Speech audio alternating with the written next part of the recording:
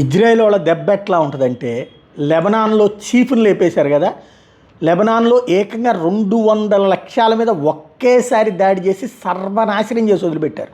ఇలా ఇది జరిగింది అన్న దాని మీదన అంతర్జాతీయ మీడియా ప్రొజెక్షన్ ఏంటంటే, అంతకుముందు 5 నిమిషాల ముందు హెజ్బుల్లా ఉగ్రవాదులు ఎక్కడెక్కడ ఉన్నారో ఒక జూమ్ మీటింగ్ ఏర్పాటు చేసుకున్నారట. ఆ జూమ్ మీటింగ్లో పాల్గొన్నటువంటి 200కు పైగా ఉగ్రవాదుల ఐపీ అడ్రస్ని వెంటనే ట్రాక్ చేసి పడేసింది ఇజ్రాయెల్. అందుకని వెంటనే ఆటోమేటిక్గా వాళ్ళ డ్రోన్స్కి ఆ లింక్ పెట్టేటప్పటికి వెళ్ళినట్టు ఒక్కొక్కళ్ళని ఇంట్లో ఉండగానే లేపడింది. అంటే వాళ్ళందరూ జూమ్లోనేమో కనబడతా ఉన్నారు, జూమ్లో వాళ్ళందరూ ఉండగానే వాళ్ళు ఇల్లు పేలిపోయినాయి, జూమ్లోనే వాళ్ళ పేలుళ్ళు కనిపించినాయి అనమాట.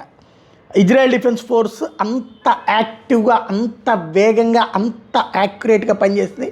అందుకనే హెజ్బుల్లాకి సంబంధించినటువంటి చీఫ్తో సహా అందరూ పోవడానికి కారణం అదే అయ్యింది.